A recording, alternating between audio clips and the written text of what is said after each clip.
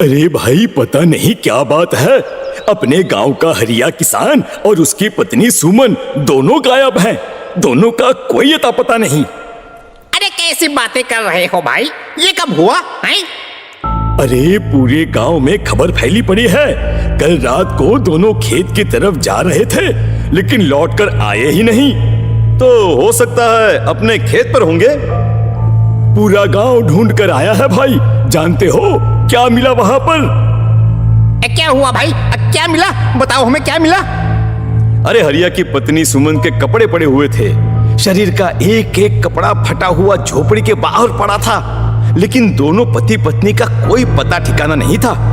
अरे भाई, लेकिन उसका जो दोस्त है ना रामू किसान, उससे पता करके आते हैं ना। अब तक तो दोनों साथ ही खेत पर जाया करते थे। हाँ हाँ हाँ, हमें उसके घर जाना चाहिए भाई। चलो चलो वहां चलते हैं, चलो। वो सारे लोग रामू के घर पर पहुंचते हैं। रामू अपने घर के बाहर बैठकर हुक्का पी रहा था।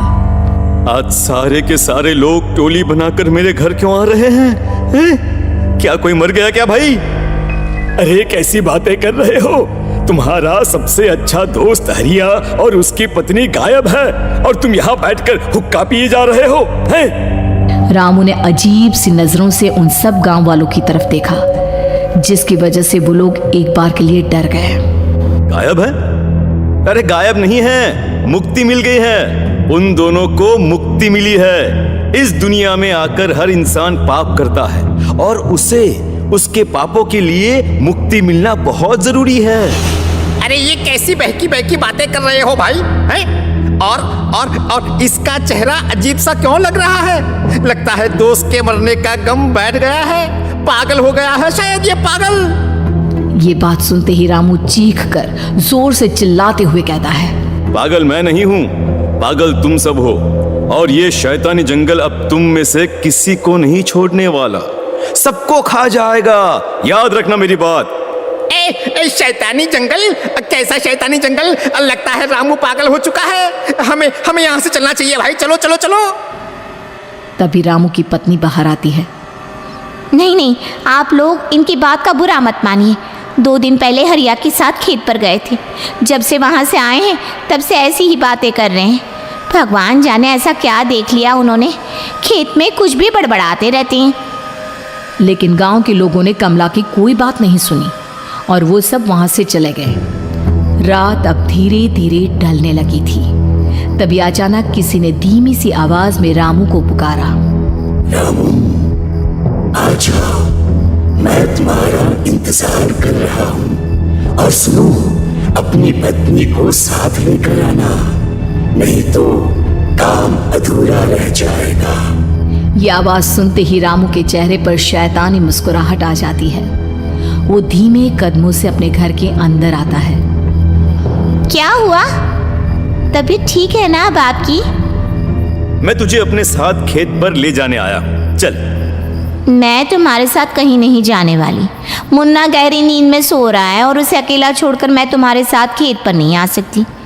वैसे भी तुम्हारे उन खेतों में भगवान जाने कौन सा राक्षस घूम रहा है, मुझे तो डर लगता है। रामू गुस्से में दांत पीसता अपनी झोपड़ी से बाहर आ जाता है, और कमला गहरी नींद में अपने बच्चे के साथ सो जाती है। तभी अचानक रात को रामू की झोपड़ी के ऊपर एक साया वही गाना गुनगुनाते हुए घूमने लगता है जो हरिया के मोबाइल में बजा करता था। मैं मौत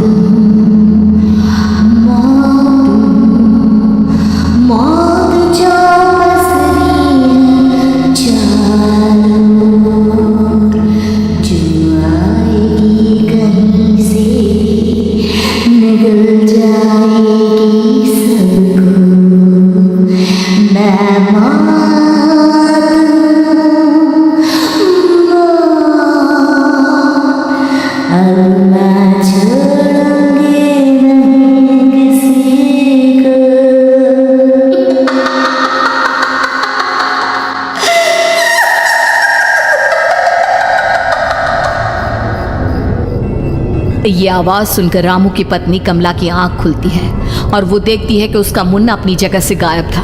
कमला चीखते हुए बाहर दौड़ कर आती है। वहां पर उसने देखा कि रामू ने अपने बच्चे को झोपड़ी के बाहर एक पेड़ से उल्टा लटकाया हुआ था और उसका बच्चा चीख चीख कर रो रहा था। वहीं दूसरी तरफ एक साया बच्चे के ठीक नीचे आग जलाकर उसके चारों तरफ हैवानों की तरफ नाच रहा था। छोड़ दो मेरे बच्चे को। अरे क्या कर रहे हो तुम? शर्म नहीं आती तुम्हें अपने ही बच्चे को इस तरह मौत के हवाले करते हुए? अपना बच्चा? किसने कहा ये मेरा बच्चा है? अरे ये तो उस रामू की औलाद है, इस गांव के किसान रामू की, और मेरी दुश्मनी इस गांव के हर इंसान के साथ है। क्या? कैसी बात कर रहे हो तुम? और ये औरत कौन है? ये मेरे बच्चे को खा जाएगी। तभी अचानक से उस साया ने एक बेहद खतरनाक दिखने वाली औरत का रूप ले लिया और उसकी आंखों से आग निकल रही थी। सही पहचाना तूने, मैं तेरे बच्चे को खा जाऊंगी। अगर तू अपनी इस हैवान पति रामू के साथ जंगल नहीं आई तो मैं तेरे बच्चे को खा जाऊंगी। लेकिन क्यों? आखिर क्या चाहती हो तुम मुझसे? मुझे जंगल क्यों ले जाना चाहती हो? औरत बुरी तरह से ठहाके मार मार कर जोर जोर से हंसने लगी और साथ में रामू भी। ये तो तुझे वहां चलने के बाद ही पता चलेगा ना। अगर तू नहीं आई तो थोड़ी देर में तेरा ये बच्चा आग में जलकर मर जाएगा। चल जल्दी। नहीं, मेरे बच्चे को छोड़ दो। तुम जहाँ कहोगे मैं तुम्हारे साथ चलने के लिए तैयार हूँ।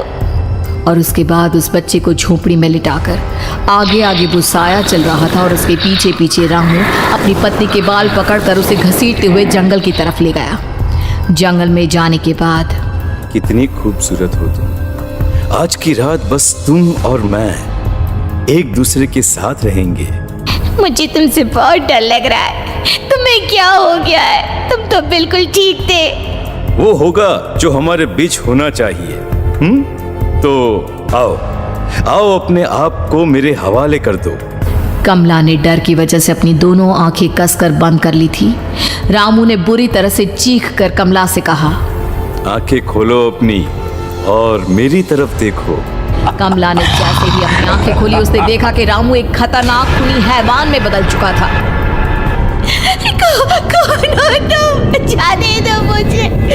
क्या चाहते हो मुझसे?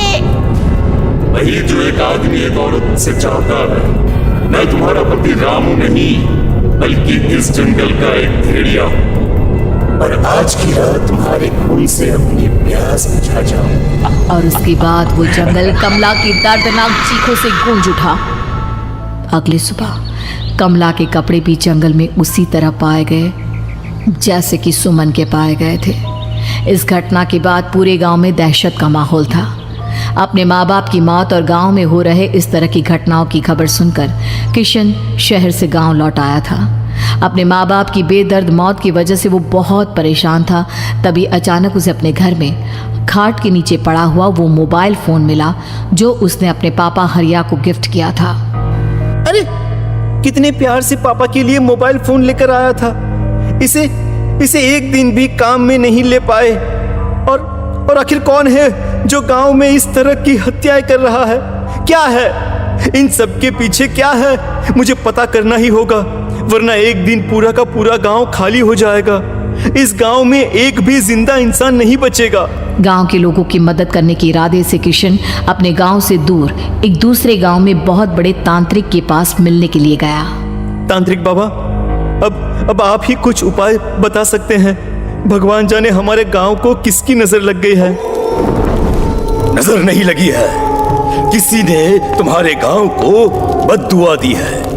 किसी सताई हुई आत्मा का प्रकोप है और अब वो पूरे गांव में किसी को नहीं छोड़ेगी जब तक उसकी आत्मा को शांति नहीं मिल जाती। अरे लेकिन ऐसा कौन है बाबा? किसकी आत्मा है और कैसे मिलेगी उसे शांति? मौत है, मौत कहीं से भी आएगी और सबको निगल जाएगी। इससे बचने का सिर्फ एक ही उपाय है, लेकिन उस उपाय को करना आसान नहीं होगा। जो भी उस उपाय को करने की कोशिश करेगा उसकी जान जा सकती है। भले ही मेरी जान चली जाए, लेकिन मैं अपने गांव के लोगों की जान बचाने की पूरी कोशिश करूंगा बाबा। तो ठीक है, फिर अगली अमावस की रात जैसा मैं कहता हूँ वैसा ही करना।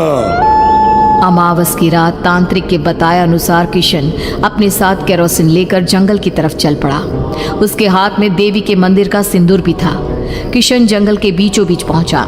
ये देखकर उसकी आंखें फटी की फटी रह गई। वहां एक उबलते पानी का तालाब था और कई लोगों की लाश लटक रही थी। किशन की माँ बाप की लाश भी वहीं थी। माँ, बापू, क्या हो गया? ये क्या हो गया? तभी वहां पर एक औरत और आदमी आते हैं। उन्हें देखकर किशन चौंक जाता है। गोपाल काका, आपकी तो 5 साल पहले मौत हो गई थी।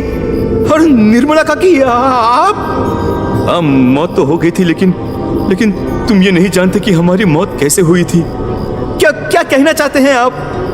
कुछ नहीं, बस ये जान लो कि अब इस गांव में कोई जिंदा नहीं बचेगा। लेकिन क्यों काकी? क्योंकि 5 साल पहले इन गांव वालों ने मुझे डायन बताकर पत्थर मार मार के मार डाला। मेरी कोई गलती नहीं थी। गांव का एक बच्चा क्या लापता हुआ, सारा इल्जाम मेरी पत्नी पे डाल दिया। और जब मैंने निर्मला की जान बचाने की कोशिश की तो मुझे भी मार डाला। आपके साथ ये बहुत गलत हुआ काका, काकी, लेकिन आप जो कर रहे हैं वो भी सही नहीं है ना? तुम यहाँ से चले जाओ वरना तुम भी नहीं बचोगे। हमारी आत्मा पिछले 5 साल से मुक्ति के लिए भटक रही है। चले जाओ यहाँ से। मौका देखकर किशन सिंदूर उन दोनों के ऊपर डाल देता है। उनका शरीर जलने लगता है और वो भयानक तरीके से चिल्लाने लगते हैं। अगले ही पल किशन उनके ऊपर केरोसिन डाल देता है और वो दोनों जल जाते हैं। किशन अपने माँ बाप और दूसरी लाशों का अंतिम संस्कार करवाता है और अपने घर लौट आता है। लेकिन वो अभी भी इस बात से अनजान है कि मोबाइल अभी भी बज रहा था। मैं मौत